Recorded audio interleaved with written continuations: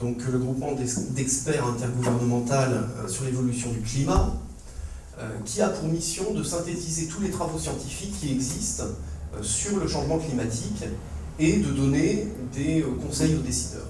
Donc ce groupe d'experts, qui a été créé en 88, assez rapidement conclut au fait que le changement climatique aurait une origine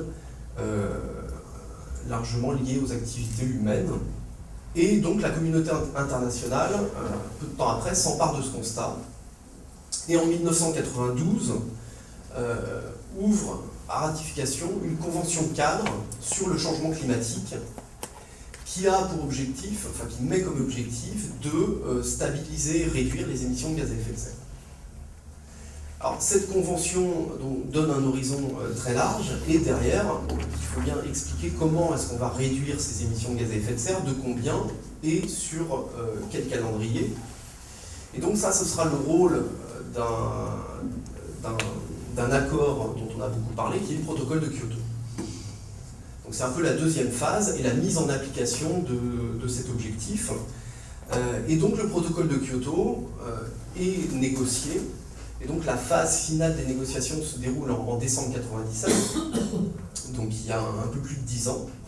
Et la communauté internationale s'accorde sur des engagements de réduction de gaz à effet de serre, sur un calendrier et sur des méthodes pour y parvenir. Le cadre est défini fin 97, début 98, et il entre en vigueur en février 2005, après avoir été ratifié par un certain nombre d'États. Donc qu'est-ce qu'on trouve dans ce protocole de Kyoto? Première chose, on trouve des engagements. Alors le chiffre qui est claironné un peu partout, c'est un chiffre de 5,2% de réduction des émissions de gaz à effet de serre. Et c'est vrai que quand vous lisez dans des journaux et qu'on parle des objectifs de Kyoto, on a ce chiffre de 5%, 5,2%. Des fois les gens oublient le virgule 2. Mais c'est ce chiffre qui est annoncé. Et en fait, quand on gratte un petit peu et qu'on rentre dans le détail, on s'aperçoit que dans ce protocole de Kyoto, ne sont concernés par cette réduction des émissions de gaz à effet de serre que les pays de l'OCDE et les pays d'Europe de l'Est. C'est-à-dire que les pays en développement ont obtenu de ne pas avoir de contraintes en matière de réduction de gaz à effet de serre. Donc ça s'est négocié, c'est comme ça.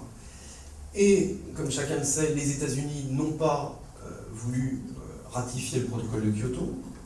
Et donc les pays qui sont concernés par cette réduction de 5,2% représentent seulement 40% des émissions mondiales.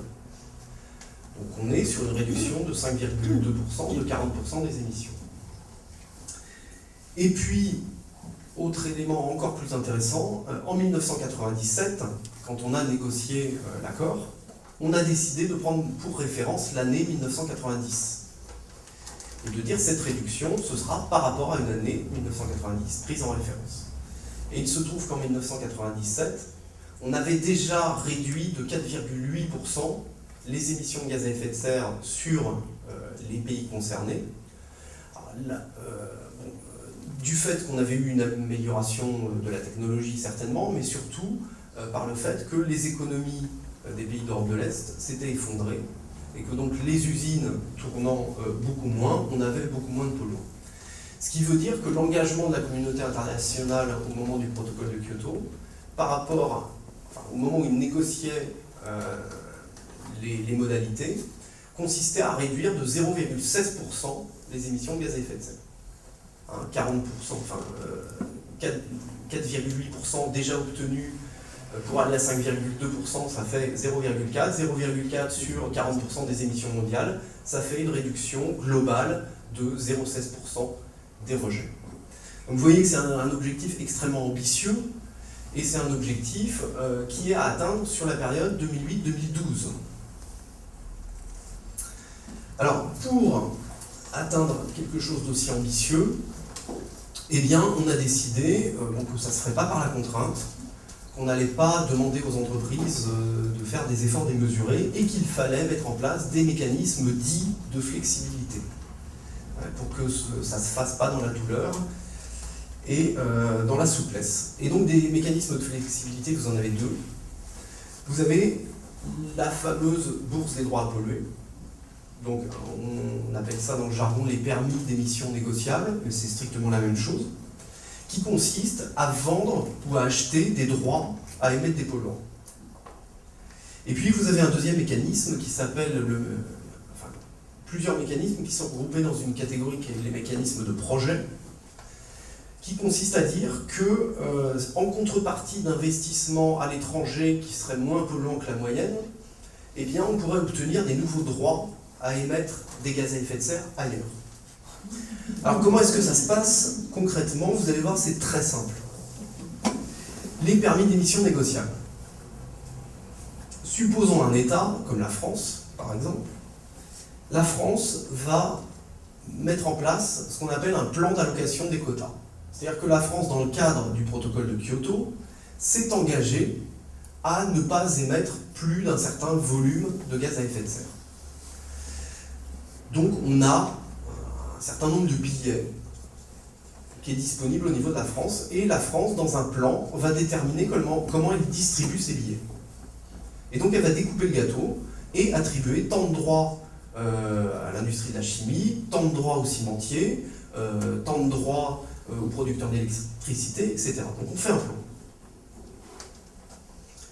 On suppose une entreprise, j'ai pris au hasard Rhodia, un grand groupe de la chimie, et donc la France alloue ses quotas en début d'année à Rhodia, et de façon gratuite. Évidemment, on ne va pas s'abaisser à faire payer les droits à polluer tous les ans. Enfin, c'est-à-dire il y a un volume annuel, après il y a des périodes, bon ça c'est des détails, mais bon, pour une période, on alloue un volume de quotas. Et on crée à côté un marché où les entreprises peuvent acheter et vendre des quotas, exactement comme on peut acheter et vendre des actions, des produits financiers. Et donc la seule chose qu'on demande à une entreprise comme Rhodia, c'est en fin de période de restituer à l'État autant de droits que de tonnes de gaz à effet de serre réellement émises. Alors ce principe de la restitution, c'est très simple à comprendre quand on se place dans une logique comptable, c'est-à-dire qu'on va inscrire au passif de l'entreprise les tonnes de gaz à effet de serre qui auront été émises pendant la période d'activité, et à l'actif des entreprises, on lui inscrit les quotas qu'on lui a attribués. Et elle peut soustraire des ventes et ajouter des achats qui vont se mettre à l'actif, et on a simplement une obligation en fin de période d'équilibre des deux. Donc si Rhodia a trop de quotas, elle en vendra, jusqu'à ce que ça corresponde à l'équilibre. Si elle n'en a pas assez, elle en achètera. Et maintenant, le deuxième mécanisme, le mécanisme de développement propre. On prend un pays qui a des objectifs contraignants au regard du protocole de Kyoto, par exemple toujours la France. On prend une entreprise, toujours Rhodia.